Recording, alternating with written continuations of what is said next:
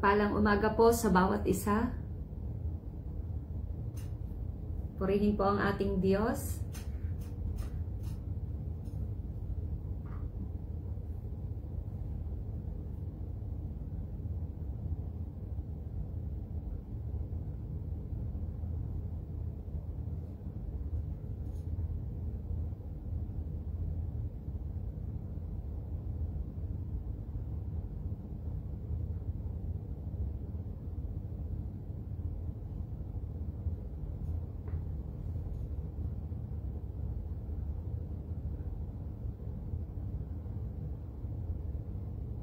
Mapagpalang umaga po muli sa bawat isa sa atin. Purihin po ang Diyos sa buhay ng bawat isa na nakatunghay po dito sa ating morning devotion. Salamat po sa ating Diyos sa pagkakataon po na muli tayo ay binigyan niya ng chance na muli ay makarinig, makaaral po ng kanyang mga salita sa umagang ito, sa araw na ito. Hallelujah! Ang ating pong morning devotion ay magmumula po dito po sa Door of Faith Church, Ajman, United Arab Emirates po. At dito po ay kasalukuyan ng oras po ay 1:30 ng madaling araw po. So, isang magandang umaga, magandang tanghali o gabi po sa ating mga kapatid, saan man lugarin po kayo naroroon sa oras na ito. Hallelujah! Tayo po ay magpapaumpisa na, at bago po tayo ay mag-umpisa sa salita ng Diyos, tayo nga po minsan ay umawit pa or umawit muna sa ating Diyos. Dakilain po natin, magbigay po tayo ng papuri, pasasalamat, pagdakila po, pagluwalhati sa ating Diyos. Hallelujah! Hallelujah! Glory to you, Jesus! Hallelujah! You are worthy to be praised, Panginoon. Hallelujah! Tunay nga kayo yung Diyos na tapat at dakila na aming pinaglilingkuran, Panginoon. Hallelujah! Hallelujah! You are glory, Panginoon. Hallelujah. Ito na nga na banal ang inyong pangalan, Panginoon. Hallelujah. Hallelujah.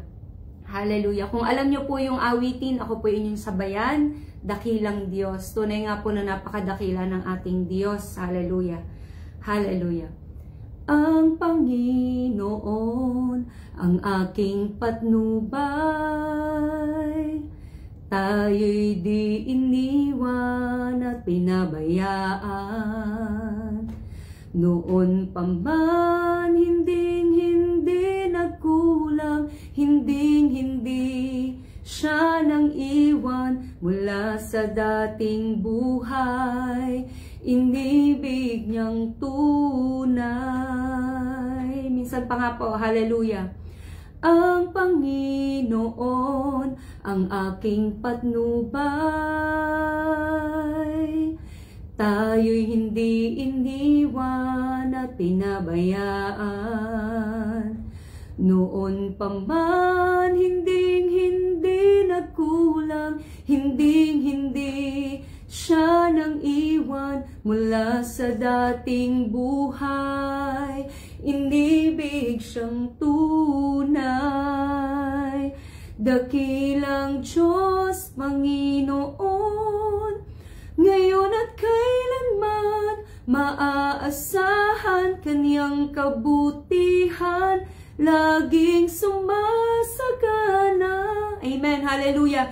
Kahit saan, kahit kailan, katapatan niya'y magpawalang hanggan. At hindi masukat ang kanyang pagmamahal. Hallelujah, glory. Ang Panginoon, ang ating pag-asa. Handog niya'y bagong buhay. Walang hanggan ang kanyang pag-ibig na pinadama sa atin. Hindi bumibigo ang kanyang mga pangako. Hallelujah. Minsan pa, ang Panginoon, ang ating pag-asa. Thank you, Lord. Hallelujah. Handog niya'y bagong buhay. Walang hanggan ang kanyang pag-ibig dama sa atin, hindi bumibigo ang kanyang mga pangako. Dakilang Diyos, Panginoon, ngayon at kailanman, maaasahan kanyang kabutihan, laging sumasagana, kahit saan, kahit kailan, katapatan niya'y magpawalang hanggan, at hindi masukat ang kanyang pagmamahal. Dakilang Diyos, Panginoon, ngayon at kailanman, maaasahan kanyang kabutihan, laging sumasagana, kahit saan, kahit kailan, katapatan niya'y magpawalang hanggan, at hindi masukat ang kanyang pagmamahal. Sa huli pong pagkakataon, hallelujah, patuloy po nating dakilain ang ating Diyos, hallelujah.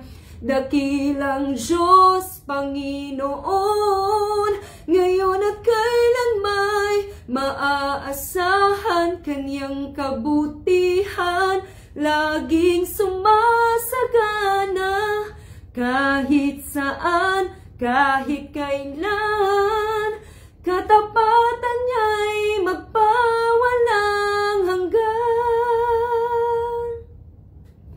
at hindi masukat ang kanyang pagmamahal. Hallelujah. Kahit saan, kahit kailan, katapatan niya'y magpawalang hanggan, at hindi masukat ang kanyang pagmamahal. Hallelujah. Hallelujah. Tunay nga, O Diyos, na napakadakila niyo, Panginoon, sa aming mga buhay. Hallelujah. Ngayon at kailanman, lagi po kayong maaasahan, Panginoon. Hallelujah. Hallelujah. Walang hanggang pasasalamat, O Diyos, sa walang hanggan at wagas niyong pag-ibig sa aming Panginoon. Hallelujah. Hallelujah. Hallelujah. Glory to you, Jesus. Karapat dapat po kayo sa lahat ng aming papurit pagdakila, Panginoon. Hallelujah. Karapat dapat po kayo sa lahat ng aming pagsamba, O Diyos. Hallelujah. Hallelujah. Hallelujah. O aming Ama, aming Diyos. Hallelujah. Maraming salamat po sa umagang ito. Muli binigyan nyo kami ng pribilehiyo na makarinig, makaaral po ng inyong mga salita. Hallelujah. At makalapit po muli sa inyo sa umagang ito, Panginoon. Hallelujah. Lord, maraming salamat po sa inyong mga anak na dinala nyo po, dinako po at mga nakatunghay po dito sa live na ito, Panginoon, at sa mga makikinig pa po sa live na ito, O God. Hallelujah. Lord, dinudulog po namin sa inyo ang bawat isa, anuman po yung aming mga karumihan sa isip, sa salita at sa gawa, O Diyos. Maging hayag man po ito o hindi hayag, O God, kami nga po inyong pakalinisin, Panginoon. Gawin niyo po kaming karapat dapat lamang sa inyong harapan, O God. Hallelujah. Hallelujah. At bigyan niyo rin po kami, O God, sa oras na ito ng kaisipan at pusong bukas lamang po sa inyong mga salita, Panginoon. Hallelujah. Tulungan po kami ng banal na Espiritu, Panginoon. Hallelujah. Tunay nga, O Diyos, apart from you, wala po kaming kakayahan, wala po kaming alam, Panginoon. Kaya patuloy po naming inaangkin ang pagsama ng inyong banal na Espiritu, Panginoon, at gawin niyo lamang pong daluyan ng inyong mga salita at pagpapalang inyong lingkod na ito, Panginoon. Hallelujah.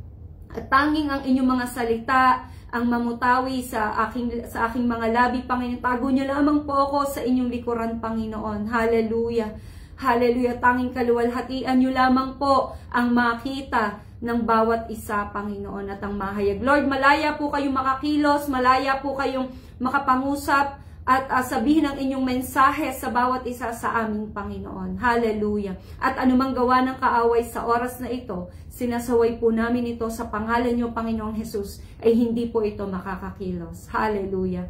Maraming salamat, O God. Ito po ang aming samot dalangin, Ama, sa tanging pangalan po ng inyong anak na si Jesus na aming Panginoon na tagapagligtas at ng banal na Espiritu.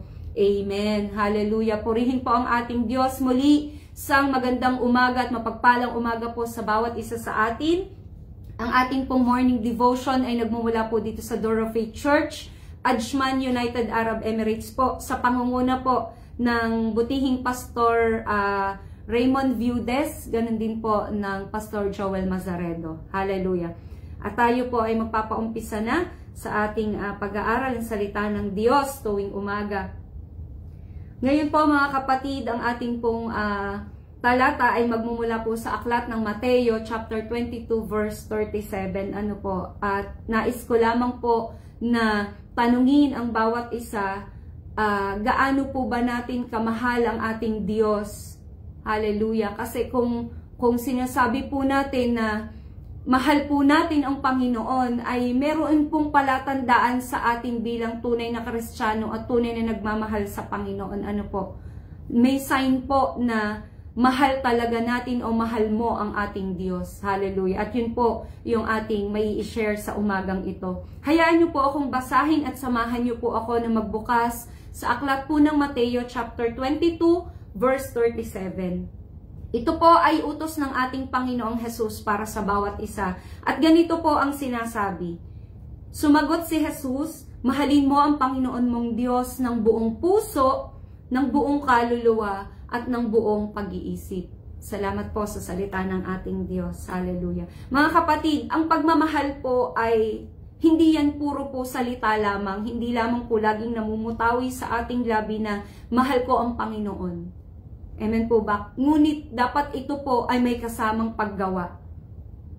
Amen po ba? Kagaya na lang po, sino po bang nakaranas dito na manligaw o magkaroon ng relasyon na bago pumasok sa relasyon, nagkakaroon ng courtship, ano po, nagkakaroon ng panliligaw, ano po, ay gagawin mo ang lahat para maipadama mo yung pagmamahal mo doon sa iyong ninanais o iyong minamahal, ano po, o iyong sinisinta.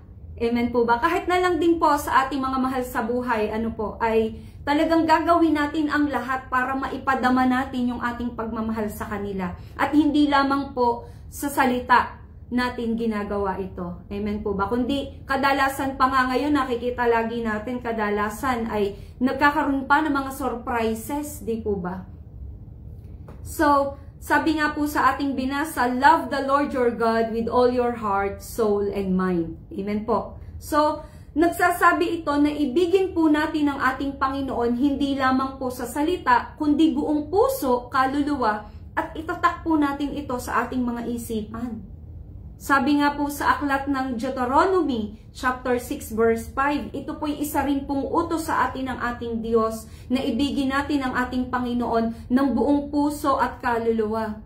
Sabi po, mahalin ninyo ang Panginoon na inyong Diyos ng buong puso, ng buong kaluluwa, at ng buo ninyong lakas.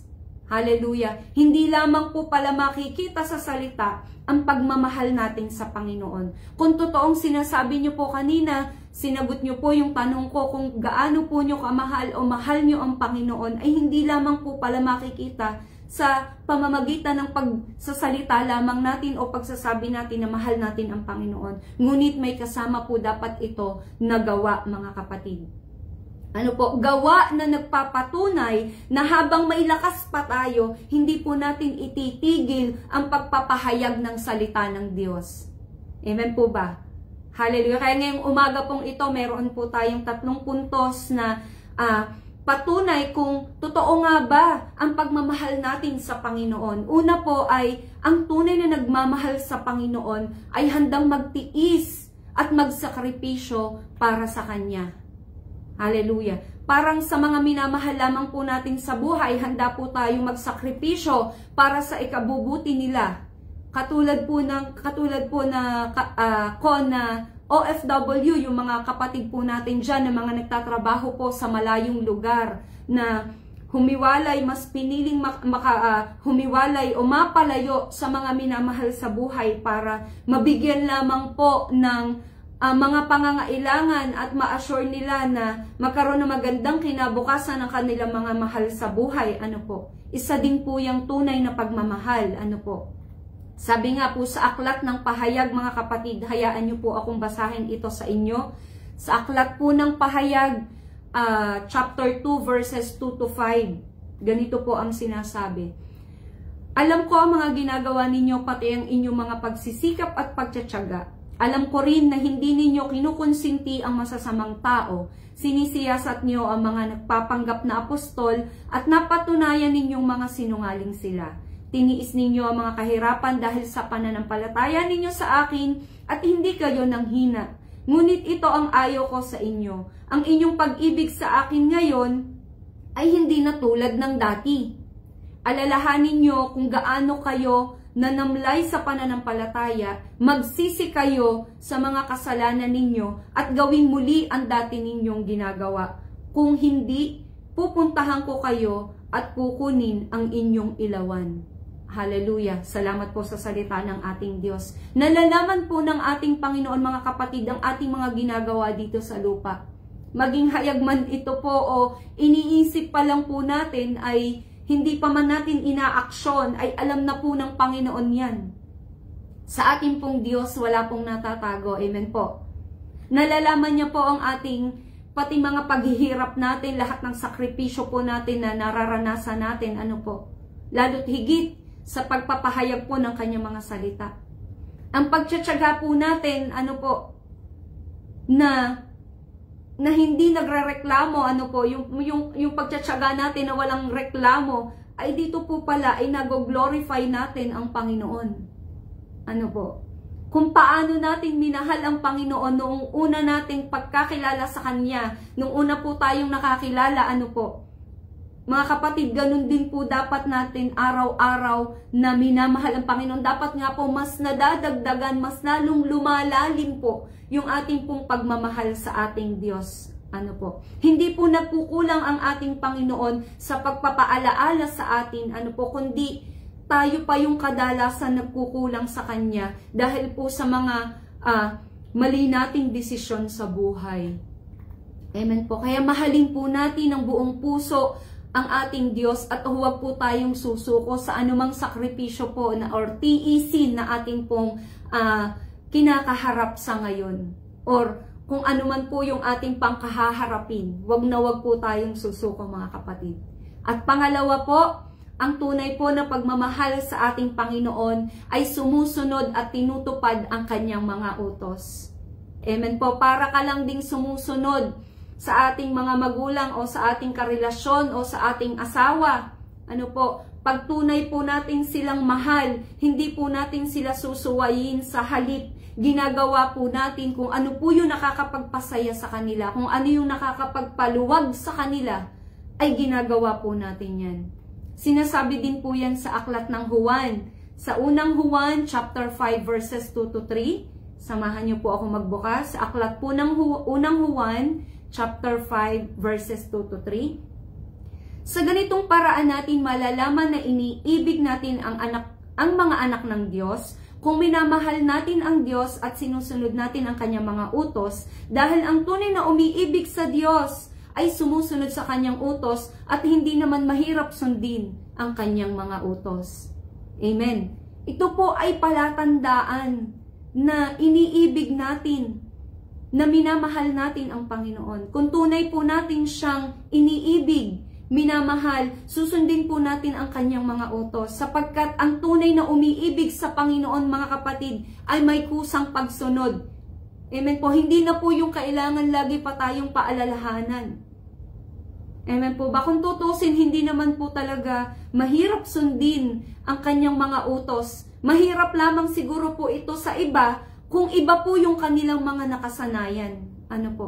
Kaya mga kapatid, wag po tayong mag-aalaga sa ating sarili ng kasalanan. Ano po? Dahil dyan po, ayan po yung magiging dahilan na mahuhulog po tayo sa lawa ng apoy. Amen po. Sabi nga po ng Panginoong Hesus sa John chapter 14 verse 15, ano po? Kung mahal nyo ako, susundin nyo ang aking mga utos. Lagi pong inuulit yan ng ating Diyos. Kung tayo ay umiibig sa Kanya, tutuparin po natin ang Kanyang mga utos. Pagmahal mo ang Panginoon, kapatid, pag-aralan mo at sundin ang kanyang mga utos. Palagi nating pag-aralan, ihayag ang kanyang mga salita at sundin. Hindi lang po maihayag, sabi nga, hindi lang maibulalas, hindi lang masalita, kundi may kasamang paggawa. Amen po. Kung tunay na pagmamahal natin sa Panginoon, laging may kasamang pagsunod. Hindi po pwedeng paghiwalayin ang pagmamahal at pagsunod. May direct relationship po ang pagmamahal at pagsunod. Lagi pong magkaakibat ang dalawang ito. Pag may pagmamahal ka, laging may pagsunod. Kasi kung may pagmamahal ka lang at walang pagsunod, hindi mo po masasabing tunay na pag-ibig yon o tunay na pagmamahal. Kasi ang tunay pong nagmamahal, ang tunay na mayroong pag-ibig, ay may kaakibat po na pagsunod. Amen po ba? Hallelujah. At sa pangatlo po, bilang huli po, ang tunay na mahal ang Panginoon ay mahal din ang kanyang mga anak. Kagaya na lamang po ng nagmamahal tayo sa isang tao, pag mahal mo siya, mamahalin mo din po pati yung minamahal niya sa buhay. Amen? Hindi lamang siya, hindi lamang yung, kunyari, mahal natin, halimbawa, bigyan po natin ng isang halimbawa, mahal natin yung ating kaibigan. Hindi lamang po pala dapat yung ating mamahalin o mahal natin yung kapatiran. Hindi lamang po pala dapat yung kapatiran na yon ang ating minamahal, kundi pati na yung mga minamahal sa buhay ng ating kapatiran o kaibigan ay minamahal na din dapat po natin. At kailangan tanggap po natin sila kung ano sila talaga. Sa unang Juan chapter 4 verses 20 to 21, basahin ko po sa inyo sa unang Juan chapter 4 verses 20 to 21. Ang nagsasabing mahal niya ang Diyos, ngunit napupuot naman sa kanyang kapatid, ay sinungaling. Dahil kung ang kapatid niya mismo na nakikita niya ay hindi niya mahal, paano pa kaya niya magagawang mahalin ang Diyos na hindi naman niya nakikita?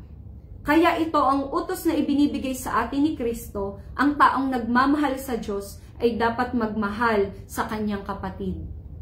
Amen, hallelujah. Sinasabi ng Panginoon na kung sino man ang nagmamahal, or kung sino man ang nagsasabi na mahal mo ang Panginoon tapos may galit ka naman pala sa iyong kapatid o may galit ka sa iyong kapwa, ay kapatid, nagsisinungaling ka po na mahal mo ang Panginoon. Dahil ang tunay na nagmamahal sa Panginoon, kayang mahalin, kayang patawarin ang kapwa o ang kapatira natin. Dahil paano niya maiibig, paano mo maiibig ang Panginoon kung mismo ang sarili mo or mismong sarili mong kapatid o ating kapwa ay hindi nating mapatawad. Kadalasan pa sa ating mga kapatid, aminin po natin o sa hindi, kapag tayo ay may mga hindi pagkakaunawaan, ay mas natatandaan pa natin yung mga nangyayari or yung mga nangyari na hindi maganda, na hindi pagkakaunawaan, di po ba? Laging natatakpan ng hindi maganda yung mga kahit magagandang ginawa o nangyari. Amen po ba? Kaya mga kapatid, hindi po yun ang tunay na pag-ibig. Kung ganun ay kasinungalingan po, nagsisinungaling po tayo sa ating sarili. Kaya mahalin po natin mga kapatid, ang mga anak ng Diyos, gaya ng pag-ibig ng Diyos sa atin. Mahalin po natin sila na walang halong pagbabalat kayo, kundi buong puso po at kaluluwa din natin at buong lakas natin silang mahalin. May utos pa po na ibinigay sa atin ang Panginoong Hesus na ang umibig sa Diyos ay dapat ding umiibig sa kanyang kapatid. Sa unang Juan chapter 3 verse 18, ganito din po yung sinasabi.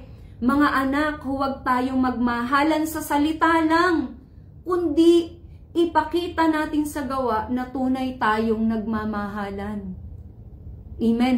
Ulitin ko po sa unang Juan chapter 3 verse 18. Mga anak, huwag tayong magmahalan sa salita lang, kundi ipakita natin sa gawa na tunay tayong nagmamahalan. Hallelujah. Ibigin po natin ang kapwa natin kung mahal po natin ang ating Diyos. Kung paano nating mahal ang Diyos, ganun din po dapat ang ating pagmamahal na ibibigay sa ating kapwa.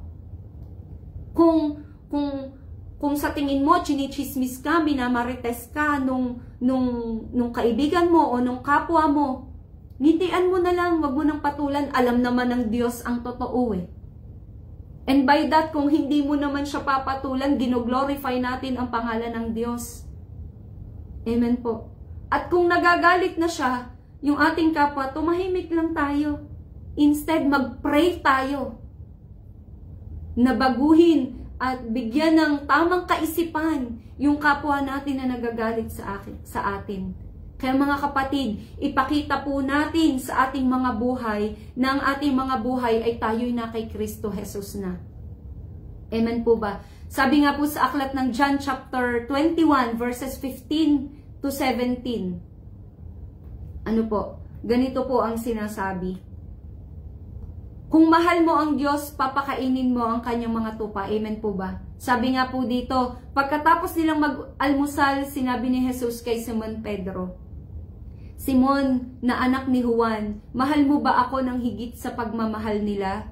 Sumagot si Pedro, Opo, Panginoon, alam niyo po na mahal ko kayo. Sinabi ni Jesus, alagaan mo ang aking mga tupa. Muling sinabi ni Jesus, Simon, na anak ni Juan, mahal mo ba ako? Sumagot si Pedro, Opo, Panginoon, alam niyo po na mahal ko kayo. Sinabi ni Jesus, alagaan mo ang aking mga tupa. Sa ikatlong ulit ay sinabi ni Jesus, Simon na anak ni Juan, mahal mo ba talaga ako? Nasaktan si Pedro dahil 3 beses na siyang tinanong kung mahal niya si Jesus. Kaya sumagot siya, Panginoon, alam niyo po ang lahat ng bagay, alam niyo rin po na mahal ko kayo.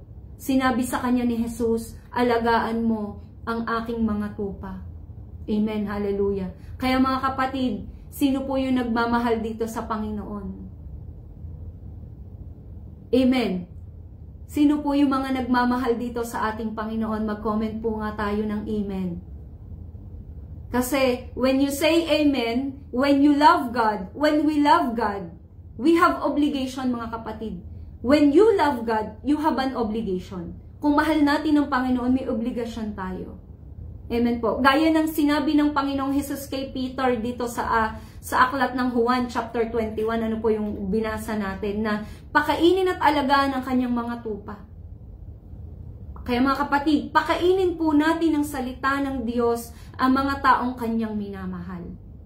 Alagaan po natin sila gaya ng pag-aalaga sa kanila ng ating Panginoon. Huwag po tayong maghinawa, huwag po tayong magsawa, at huwag po nating susukuan. Lalo't higit sa mga medyo may kahirapan po talaga, no po. Pero wag po tayong manghinawa, magsawa, at wag po natin silang susukuan na mahalin. Ano po, alam natin na maraming pagkakataon, may mga pagkakataon na sinusubok na sirain ang ating mga samahan. Ano po. Subalit, sikapin po natin mga kapatid na proteksyonan ito, tulungan tayo ng banal na espiritu, ano po, at huwag po tayong papatalo sa kaaway. Lagi lang po tayong manalangin at dumipende po sa salita ng Diyos. Hallelujah. Kaya mga kapatid, examine ourselves. I-assess po natin ang ating sarili. Lagi po nating titingnan ang ating sarili. Ano po, kung tunay nga ba yung pagmamahal natin sa Diyos. Kasi baka naman mamaya mga kapatid, puro lamang tayo salita at hindi po pala natin ito ginagawa. Ano po? So ano nga po yung tatlo na punto na kung talagang tunay tayong nagmamahal sa Panginoon, yung sign na may pagmamahal tayo sa Panginoon. Una po, ang tunay na nagmamahal sa Panginoon ay handang magtiis at magsakripisyo para sa Kanya. Ang pangalawa po, ay ang tunay na pagmamahal sa Panginoon ay sumusunod at tinutupad ang kanyang mga utos. At ang pangatlo po, ang tunay na mahal ang Panginoon ay mahal din niya ang kanyang mga anak. Hallelujah. Kaya mga kapatid, alam nyo marami yung sa atin, ano po, kadalasan, aminin natin po sa hindi, puro lamang tayo salita at kulang po tayo sa ating paggawa. Marami pong ganyan sa panahon natin ngayon. Laging sinasabi nila na mahal ang Diyos, pero hindi naman po nakikita sa kanilang mga gawa. Hindi po nakikita sa kanilang mga buhay. Sa halip ay mas nais pa nila na makipag-ugnayan sa mga makamundong gawain. Nawa, hindi po tayo katulad ng mga ganito. Hayaan niyo po akong magtapos sa isang verse, ano po, sa unang Korinto chapter 8 verse 3. Dito po tayo magtatapos. Hallelujah. Unang Korinto chapter 8 verse 3. Ngunit ang taong nagmamahal sa Diyos ay siyang kinikilala ng Diyos na kanya. Amen. Ulitin ko po. Ngunit ang taong nagmamahal sa Diyos ay siyang kinikilala ng Diyos sa kanya. Kaya mga kapatid, wag po tayong papabulag, wag po tayong magpakabulag sa pagmamahal na hindi po makakadala sa atin sa buhay na walang hanggan. Sa halip, sikapin po nating ipakita sa Panginoon na tunay natin siyang minamahal ng buong puso, buong kaluluwa, at buo po nating lakas. Amen po. Hallelujah. Purihin po ang ating Diyos at salamat po sa mensahe ng ating Diyos sa umagang ito. Tayo po ay manalangin. Hallelujah. Hallelujah. Glory to you, Jesus. Hallelujah. Hallelujah. Tunay nga kayong Diyos na tapat at dakila na aming pinaglilingkuran, O God. Salamat po sa inyong wagas na pag-ibig sa amin. Salamat po sa lahat ng mga paalaala nyo, Panginoon, sa umagang ito, Panginoon. Tulungan kami ng inyong banal na Espiritu. Tulungan po kami ng Holy Spirit, Panginoon, na lagi naming mapatunayan hindi lamang po sa salita na mahal namin kayo, kundi ng aming buong puso, ng aming buong kaluluwa, ng aming buong lakas, Panginoon. Hallelujah. Hindi lamang sa salita, kundi magawa din po namin ito, Panginoon, na mayroong pagtitiis, mayroong pagtsatsaga, may pagmamahal po, hindi lamang sa salita sa aming mga kapwa, kundi may kasama po itong gawa at may pagsunod po sa inyo, Panginoon. Hallelujah. Hallelujah. Hallelujah. Lord, dalangin namin, O Diyos, ang bawat mensahe ninyo na narinig namin sa umagang ito ay hindi lamang po tumimo sa aming isipan, kundi maisapamuhay po namin ito at ma-share din po namin ito sa sanlibutan, Panginoon. Hallelujah. Hallelujah. Maraming salamat, O Diyos, sa inyong mga salita. Ganon din, O Diyos, salamat po sa inyong mga anak na nakatunghay po sa live na ito. Patuloy nyo nga po silang pagpalain sa lahat ng aspeto ng kanilang mga buhay, 10 ng kanilang mga pamilya, O God.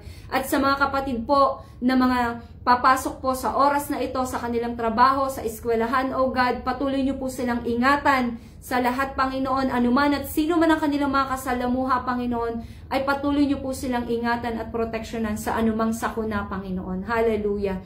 Hallelujah. At anumang gawa ng kaaway sa buhay po ng inyong mga anak na ito ay sinasaway po namin ito. Sa pangalan nyo, Panginoong Jesus, ay hindi po ito makakakilos, O God. Hallelujah. Muli, O Panginoon, maraming salamat. At kayo lamang po ang mapapurihan, kayo ang maluwalhati, O God. Kayo ang patuloy naming madakila. Tunay nga na ang inyong pangalan. Tunay nga kayo ang banal na Diyos na aming pinaglilingkuran. Maraming salamat, O Diyos. Ito po ang aming sama-samang dalangin, Ama, sa tanging pangalan po ng inyong anak na si Jesus na aming Panginoon at tagapagligtas at ng banal na Espiritu. Amen. Hallelujah. Purihin po muli ang ating Diyos sa mapagpalang umaga po mula po sa Door of Faith Church, Ajman, United Arab Emirates. To God be all the glory. Pagpalain po tayong lahat ng ating Diyos. Hallelujah.